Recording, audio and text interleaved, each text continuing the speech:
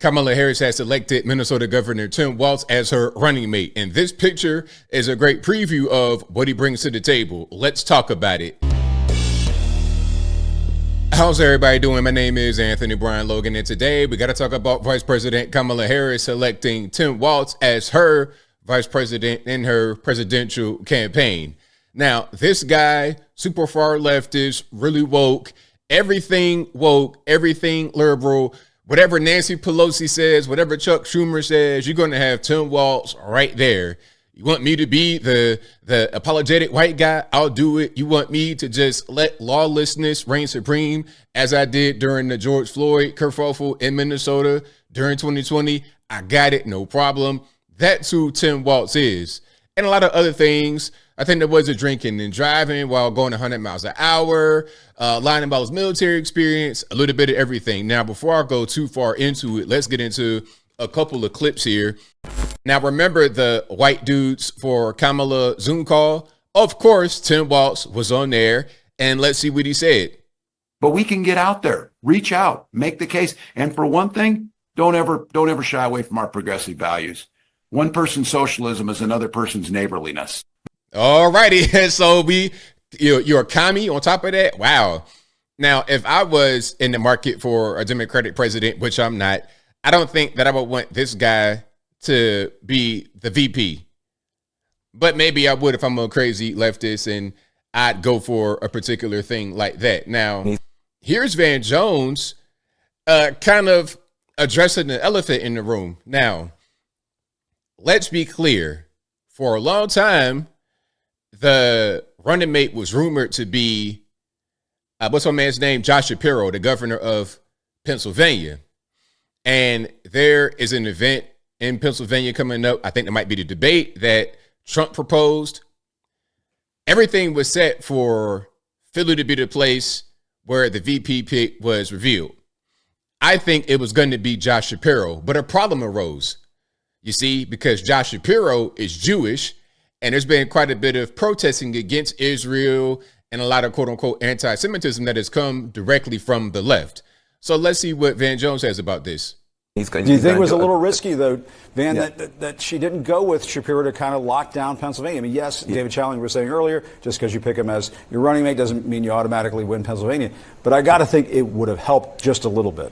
Hey, listen, the conservatives, the right wing, the Republicans, they were chewing their fingernails down to the knuckle because they were afraid of a Josh Shapiro. We're not afraid of Josh Shapiro at all, because Josh Shapiro is next to Kamala, and Kamala is universally unliked. She's going to have a struggle regardless of who she picks. I mean, unless she picks Michelle Obama to be the VP, I don't think nobody else moved the needle at all. It wouldn't help her in the least bit. It wouldn't help her or hurt us. afraid of a Mark Kelly. They're not as afraid of this new governor because they think they can define him. So here's the challenge you've got in this party. And people don't want to talk about it. We got to talk about it. On the one hand, you have a lot of young people who are concerned about Gaza. You have a lot of Muslims and Arabs and others. They have not felt seen by the Biden administration.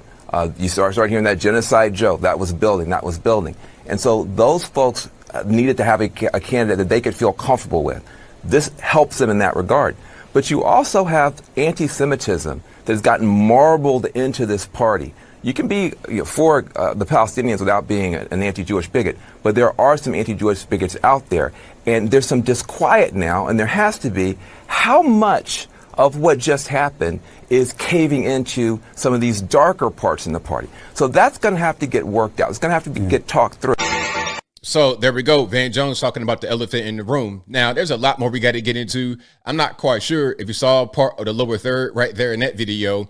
They're talking about Tim Walz being the first person to refer to Trump and J.D. Vance as weird. And then that term became kind of astroturfed on television, through the political parties, everything. So we're going to get into that, and we're going to get into a little bit more about who this guy Tim Walz is. But first, a word from our sponsor.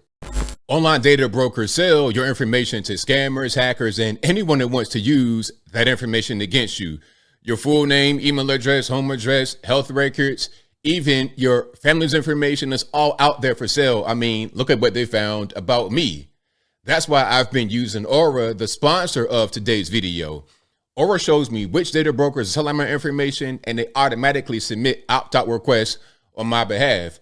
Cleaning up my information not only helps me reduce spam, but it also protects me from hackers who may want to access my bank accounts, social media accounts, or maybe even the inside of my home. I learned this the hard way back when I got swatted. It's 2019. I'm getting ready to stream as normal. And before I know it, I have not one, not two, but 6 cops at my back door, guns drawn. They tell us come outside, get on the ground, and go through the house. They come back very apologetic. I'm sorry, Mr. Logan. We got an anonymous tip that somebody was in your house tied up and bleeding. Now, this person who filed the false claim probably got my information from an online data broker. You may be thinking, hey, ABL, why would I need Aura? I'm not a YouTuber. How could this service protect me? Well, AT&T just revealed that over 73 million customer records, both existing and former customers, were released to the dark web.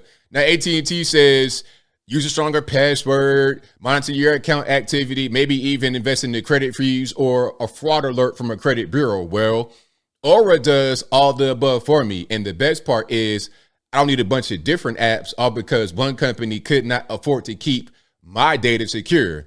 If your data was in the AT&T breach, simply activate Aura and eliminate your worry, because Aura is always on in the background, keeping you safe. I value my privacy and I value yours. Visit aura.com/Anthony Logan through the link in the description to start your free 2-week trial today.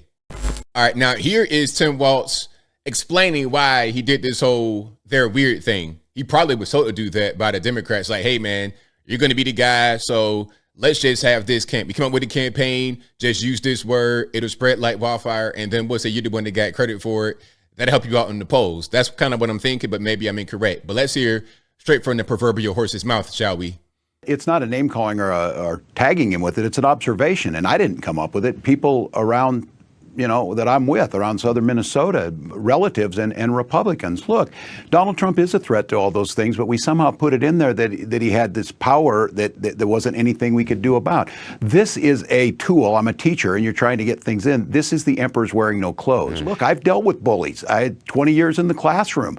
This is about making sure you take away this perceived power he has. And in most cases with bullies, he doesn't have that. And so this opened up the space for what you're seeing in Atlanta. A politics of joy that many of our younger people have not seen, an optimism. He doesn't scare Vice. So you're talking about a politics of joy. What was that, like make the stallion on stage twerking? Is that the politics of joy? Is that what we're going to call that? A rap concert? The politics of joy? That's very creative. I got to use that one. Hey, Tim Walz, I'm taking that one. So the next time I want to go do something crazy, hey man, it's the politics of joy.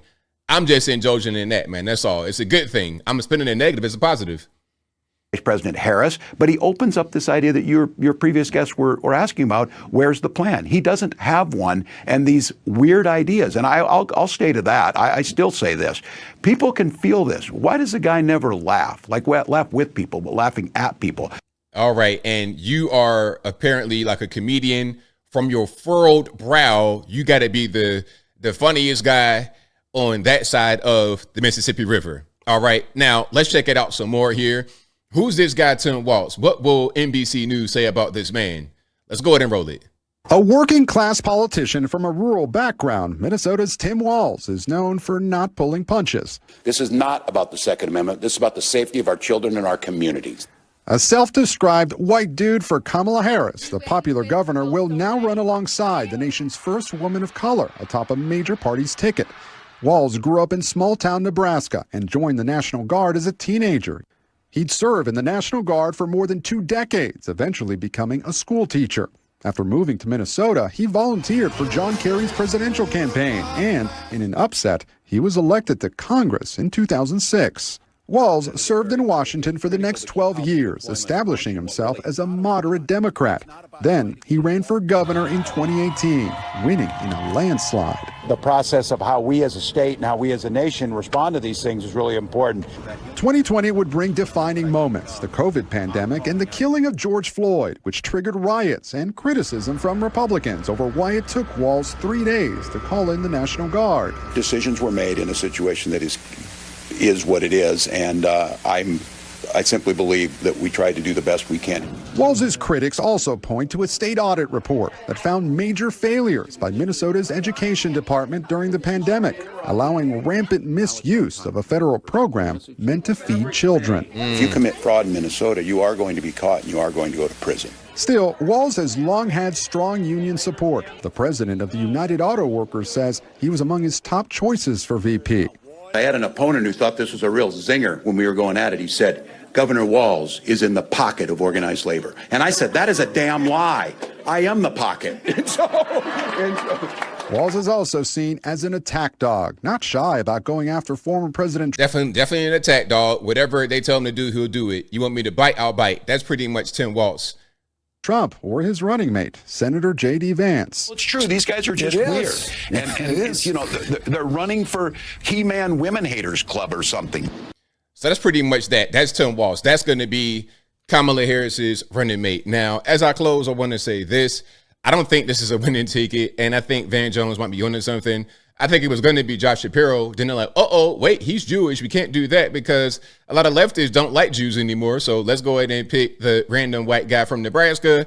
That'd be a good pick with the racially ambiguous woman leading the ticket. But I think I'll leave that right there for now. And what say you? What's your opinion about Tim Walz? Do you live in Minnesota? Are you familiar with him and his policies? How about Kamala in general? How about Kamala and Walz together? Do you think the reason why he was selected is because Josh Shapiro is Jewish and the Democrats don't like that too much right now in 2024 because of the whole the Israel-Palestine kerfuffle? Whatever your thoughts are, let me know in the comments below. You guys know where I'm at. I mean, I think regardless of who it was, it could be Tim Walz, Tim the Two-Man Taylor, Tim Hardaway. It doesn't really matter. It's not going to be that much of a difference. The main thing is going to be Kamala herself.